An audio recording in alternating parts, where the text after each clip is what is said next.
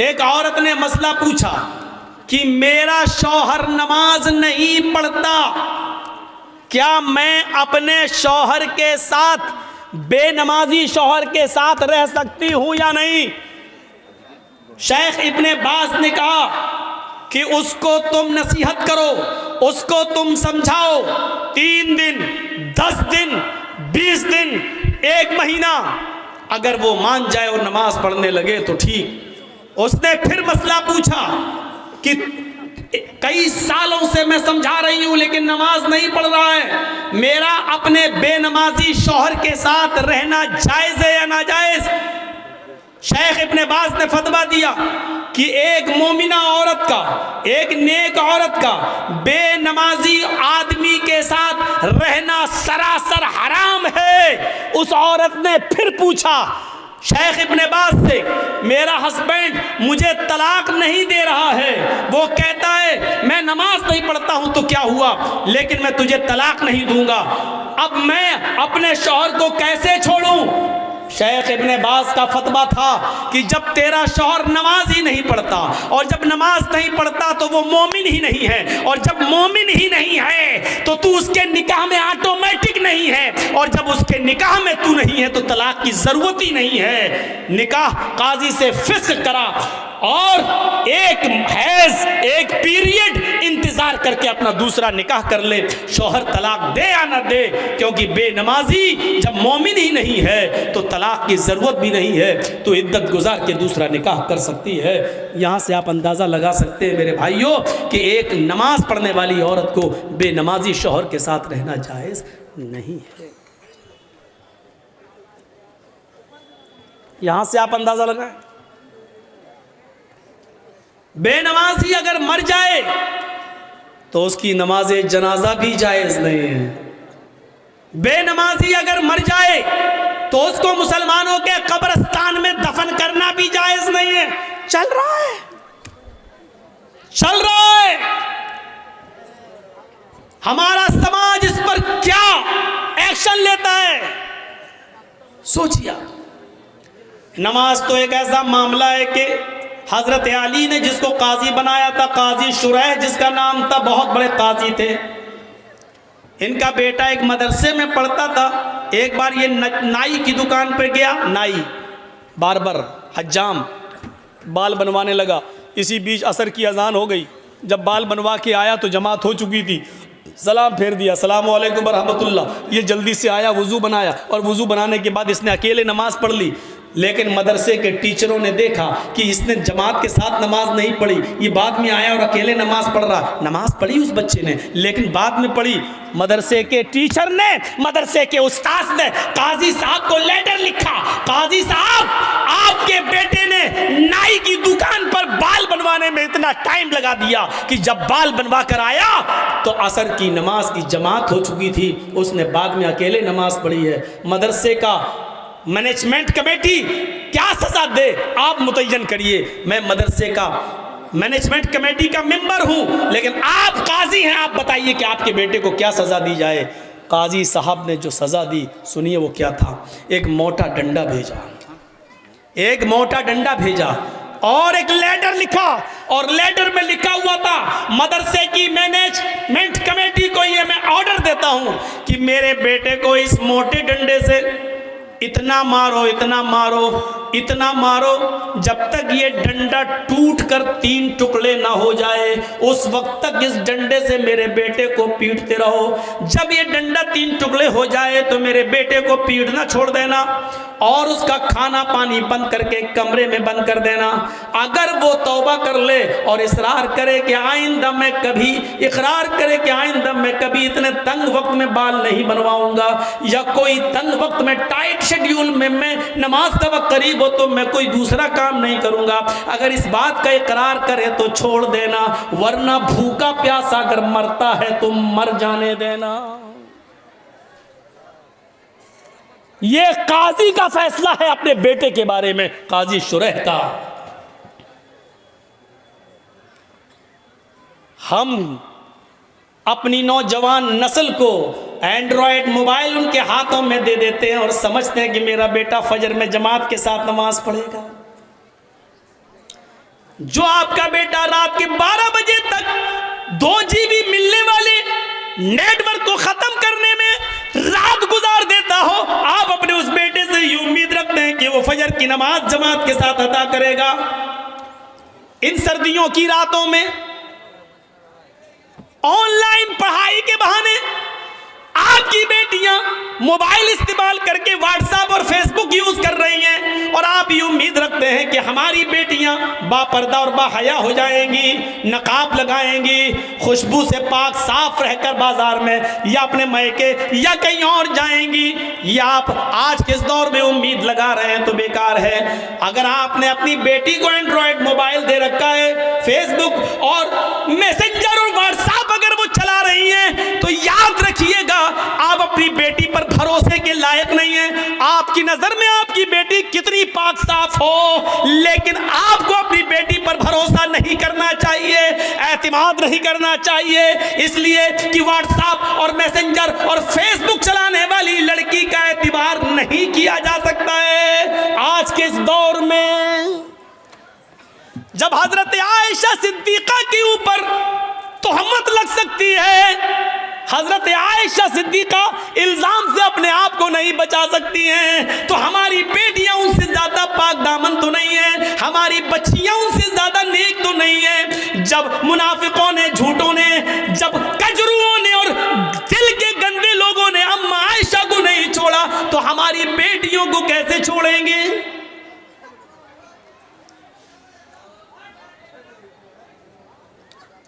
यहां हमें गौर करना चाहिए। हजरत ज़करिया अलैहिस्सलाम को देखो, मरियम अलैहिस्सलाम को देखो, सूरह मरियम पढ़िए। वो मेहराब में मस्जिद के अंदर है और हजरत मरियम के पास बेमौसम फल आ जाता है।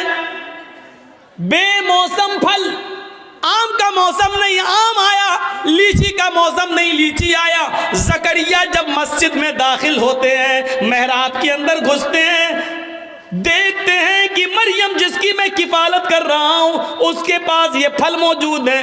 अरे ये आम का तो मौसम नहीं, आम कहां से आया? ये लीची का मौसम नहीं, ये लीची कहां से आई? तो चीख पड़े, अन्ना लके हाजा, आए मरियम मैं तेरी क्लास ले रहा हूं, आए मरियम मुझे साफ साफ जवाब दे, ये बेमौसम फल तेरे पास कहां से आए हैं? आम का मौसम नहीं, आम देख रहा हूं, लीची का मौसम नहीं, लीची देख रहा हूं, ये बेमौसम फल तेरे पास कहां से आए हैं? वो मरियम जिसकी पाक दामनी की गवाही अल्लाह ताला ने दी है कि हमने मरियम को बगैर शौहर के बेटा दिया, ईसा बगैर बाप के हमने पैदा किया, वो मरियम जिनके पाक और साफ होने का ऐलान अल्लाह ताला ने किया है, कुरान में जिनको पाक दामन बताया है, उस मरियम की क्लास ज़करिया ले रहे हैं कि बता मेरी बेटी, ओ बता मेरे लख्ते जिगर, ये तेरे पास कहां से आया है? किस लड़के ने दिया है? कौन है जिससे तेरे कॉन्टेक्ट है, जिससे तेरे ताल्लुकात हैं? अल्लाह वाली थी, नेकी फरमा बरदार थी, अपने सरपरस्त को शर्मिंदा नहीं कर सकती थी, जिसने पाल पोस कर मुझे इतना बड़ा किया, उसकी इज्जत खाक में नहीं मिला सकती थी। कहने लगी आप मेरे ऊपर शक न करें, आए ज़करिया मेरे ऊपर डाउट न करें, क़ालत हुआ मिन इंदिल्लाह, ये किसी लड़के की तरफ से नहीं बल्कि अल्लाह की तरफ से आया है, ये अल्लाह ने भेजा है, ये जन्नती फल है, कोई फरिश्ता देकर गया है, इसमें किसी लड़के का हाथ नहीं है। जब मरियम से पूछा जा सकता है कि ये फल कहां से आया, तुम अपनी बेटियों से क्यों नहीं पूछ सकते ये मोबाइल तेरे पास कहां से आया? इसमें तो 10 रुपए का बैलेंस था, आज इसमें 3 महीने का नेट पैक कैसे पड़ा है? इसमें तो तेरी अम्मा और खाला का नंबर था, इसमें 5 नंबर और कहां से आए हैं? क्या आप अपनी बेटियों से ये सवाल नहीं कर सकते हो? तुम स्कूल तो ड्राइवर के साथ गई थी, फिर आई हो किसके साथ आई हो? अकेले कैसे आई हो? तुम्हारा भाई तुम्हें स्कूल छोड़ने गया था, फिर तुमने भाई का आने का इंतजार क्यों नहीं किया? अकेले कैसे चली आई हो? ये घर से किताब 3 लेके गई थी, ये 5 किताबें तुम्हारे पास कहां से आई है? ये सारे सवालात की जिम्मेदारी एक बाप की बनती है जो अपनी बेटी से पूछे, अपनी औलाद से पूछे। और अगर तुम ऐसा नहीं कर सकते हो तो तैयार रहो, हमारी बेटियां कल आरएसएस के गुंडों से निकाह करने के लिए तैयार हैं, इसलिए कि ये प्लानिंग हो चुकी है कि मुस्लिम लड़कियों को स्कूलों में जगा दो और हिंदू लड़कों से कह दिया गया खुल के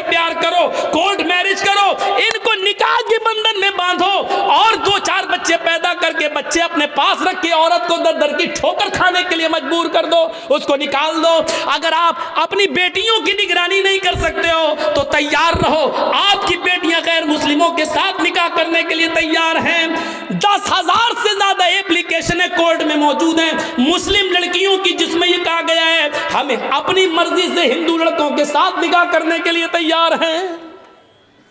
मेरे माँ बाप रोकेंगे इसलिए मुझे पुलिस प्रोडक्ट दिया जाए, प्रोडक्शन दिया जाए, सुरक्षा दी जाए। मेरे माँ बाप कोर्ट मैरिज के मौके पर मेरे लिए रुकावट बन सकते हैं। ये लड़कियों ने, मुस्लिम लड़कियों ने, कॉलेज की लड़कियों ने ये लिख कर दिया है। तैयार रहिए, अगर आप अपनी बेटियों के मोबाइल नहीं छीन सकते हो, उनसे सवाल जवाब नहीं कर सकते हो, तो फिर ये दिन देखने के लिए तैयार रहो कि आपकी बेटी मिसेस इदरीस, मिसेस असलम नहीं बनेगी, मिसेस खन्ना बनेगी, मिसेस रमेश बनेगी, मिसेस मनमोहन बनेगी, मिसेस फला बनेगी, ये बनेगी। इसके लिए तैयार रहो। आप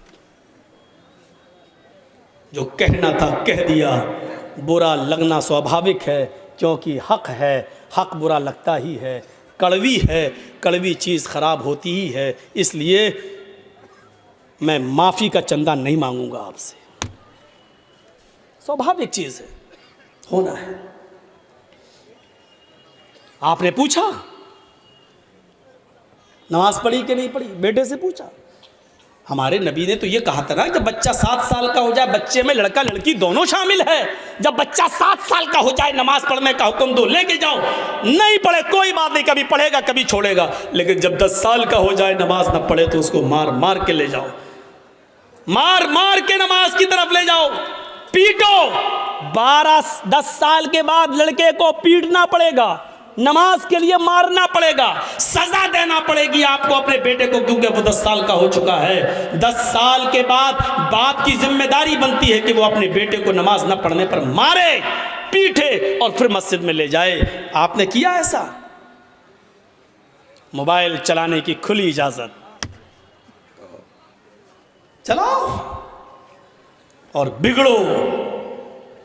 काजी शुरैह ने जो फैसला किया उस फैसले को देखिए। हज़रत उमर फारूक जब फजर की नमाज पढ़ाने के लिए खड़े हुए तो अबू लूलू ने, फिरोज नामी आदमी ने, किसी बात पर वो हज़रत उमर से नाराज़ था, उसने खंजर में जहर बुझा लिया था और छिपकर बैठा हुआ था मिंबर के पास। हज़रत उमर ने जो ही कहा अल्लाहु अकबर, फौरन उसने खंजर मार दिया। हजरत उमर फारूक के पेट में वो खंजर लगता है, उसने निकाला तो पेट थोड़ा सा फट जाता है, नाफ से लेकर जहाँ शर्मगाह होती है यहाँ तक, जब उसने खंजर निकाला तो यहाँ तक पेट फट गया, यहाँ तक खून का धारा बहने लगा। नमाजियों ने अबू लूलू को पकड़ना चाहा लेकिन वो भागने लगा। एक सहाबी ने अपनी चादर उसके ऊपर फेंकी जिससे उसका पैर उलझ गया, वो गिर गया। जब उसने देखा कि अब मैं पकड़ा जाऊंगा और बचूंगा नहीं, तो उसने वही जहर आलूद खंजर अपने पेट में मारकर खुदकुशी कर ली और मर गया। लेकिन हजरत उमर फारूक को जब होश आया तो उनको दूध पिलाया जा रहा था, दूध वो मुंह से पीते थे, पेट से बाहर निकल जाता था। शहद पिलाया गया तो शहद पेट से बाहर निकल गया।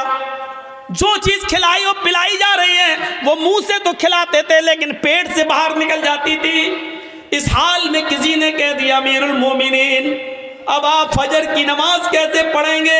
आप पहली रकात में थे और आपको खंजर मार दिया गया है, आप बेहोश होकर जमीन पे गिरे हैं और हालत आपकी है कि खाना पानी पेट में रुक नहीं रहा है, आप फजर की नमाज कैसे पढ़ेंगे? हजरत उमर ने कहा पढ़ूंगा, मेरी फजर की नमाज क्या अदा नहीं हुई है?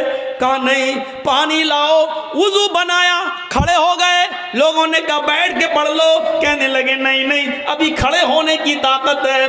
खड़े होकर 2 रकात नमाज पढ़ी और नमाज पढ़ने के बाद फरमाया लोगों, अगर ये हालत किसी और की हो जाए, खाना पानी भी पेट से निकलने लगे, इस हाल में भी अगर नमाज का टाइम हो जाए, नमाज का वक्त हो जाए और उस आदमी को होश हो तो नमाज इस हाल में भी पढ़ना पड़ेगी। अगर इस हाल में होश है, पेट फट जाने के बावजूद, खाना पानी पेट से निकलने के बावजूद अगर होश है और नमाज नहीं पढ़ता है तो ला हज़्ज़ा फिल इस्लामी लिमन तरका सलाह, तो ऐसे आदमी का इस्लाम में कोई हिस्सा नहीं है।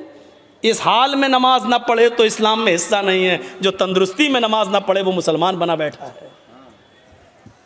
कितने बड़े कभी किसी को खड़ा करके पूछो क्या नाम है, ज़ियाउल हक, हक की रोशनी। अच्छा नमाज पढ़ी थी ईशा की? नहीं मौलाना साहब। ज़ियाउल हक नमाज पढ़ी? नहीं। इस हाल में नमाज माफ नहीं है। नमाज तो है ही नहीं माफ। जर्जी साहब को मोदी की, योगी के कुछ गुंडे पकड़ लें, कुर्सी पे लेके हाथ पैर बांध दें, इसी बीच अजान की आवाज आ रही हो, अल्लाहु अकबर अल्लाहु अकबर। जर्जी साहब एक बार कहेंगे, साहब लिंचिंग करने वालों मुझे मार रहे हो मार देना, लेकिन मुझे 2 रकात नमाज पढ़ लेने दो। छोड़ते हैं तो ठीक, नहीं छोड़ते हैं तो कुर्सी पर बंदे बंदे हमें नमाज पढ़ना पड़ेगी। वुजू के लिए पानी दे दो, नहीं देते हैं तो नियत से वुजू करना पड़ेगा। अल्लाह वुजू के लिए पानी नहीं है, मैंने वुजू की नियत कर ली है, ये वुजू की नियत ही हमारे लिए वुजू होगी। उनसे कहा जाएगा कि साहब मेरा चेहरा किबले की तरफ कर दो, अगर वो करते हैं तो ठीक है, नहीं करते हैं तो नियत करना पड़ेगी।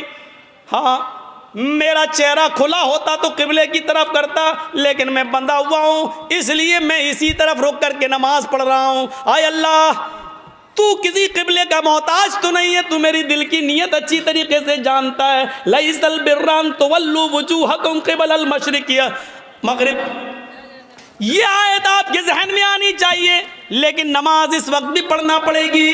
किबले की तरफ चेहरा नहीं है, कोई बात नहीं, जहां तुम्हारा चेहरा है उस तरफ कर लो। अल्लाहु अकबर कहकर हाथ नहीं उठ रहे हैं बंदे हैं तो जबान से अल्लाहु अकबर कह लो। वुजू के लिए पाबंदी है, पानी नहीं दिया जा रहा है तो नियत वुजू से कर लो। चेहरा किबले की तरफ नहीं करने दिया जा रहा तो जहाँ चेहरा है वहीं कर लो और अल्फाज अदा करते रहो। लेकिन नमाज इस हाल में भी पढ़ना पड़ेगी, जबकि मालूम है कि मौत हमारे सर पे मुंडला रही है, लेकिन इस हाल में भी नमाज तुम्हारे ऊपर माफ नहीं है। नमाज का वक्त हो गया है, आपको इस हाल में नमाज पढ़ना पड़ेगी। ये सख्ती है इस्लाम में, लेकिन नरमी भी तो है। वुजू के लिए पानी नहीं मिल रहा तो ये नहीं कहा गया नहीं रस्सी तोड़ो कुर्सी तोड़ो लेकिन लाओ पानी, नहीं है, नियत कर लो। ये आसानी भी तो है, किबले की तरफ चेहरा नहीं करने दिया जा रहा, कोई बात नहीं, जहां चेहरा उसी तरफ रुक करके नमाज पढ़ो। हाथ नहीं उठ रहा है, कोई बात नहीं, ऐसे ही पढ़ो, जबान से जुमले अदा करो लेकिन करो। यही तो इस्लाम है, और क्या है इस्लाम। कुछ मसले ऐसे हैं। एक शख्स आया हमारे पास, मौलाना साहब मैं 25वें रोज़े को इस्लाम लाया हूँ, मुसलमान हुआ हूँ, तो मुझे तो 5 ही रोज़े मिले हैं, मैंने रख लिए हैं, तो क्या जो 25 रोज़े मेरे छूट गए हैं क्या वो मुझे रखना पड़ेंगे? मैंने कहा तुम्हारे कहाँ छूटे हैं? गया पानी है, उड़ता हुआ आया सीधे चला गया। बहुत अच्छा नाश्ता खिलाया आप लोगों ने।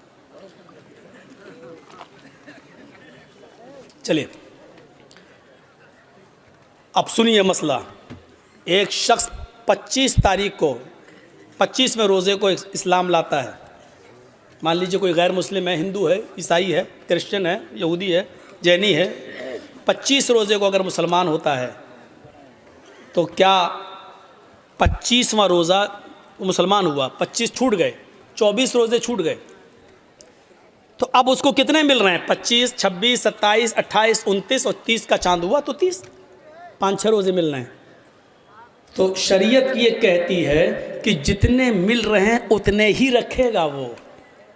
जो उसके छूट गए हैं वो उसके थोड़ी छूटे हैं, क्योंकि वो मुसलमान था ही नहीं, उस पर उस वक्त इस्लाम के कानून नाफिज हो ही नहीं रहा था, उसने कलमा ही नहीं पढ़ा था। कलमा तो उसने 25वें रोज़े को पढ़ा है, इसलिए जितने रोज़े बाकी हैं वो रखेगा और जो छूट गए हैं 24-25 वो नहीं रखेगा, क्योंकि उस वक्त वो मुसलमान था ही नहीं जब रमज़ान का महीना आया।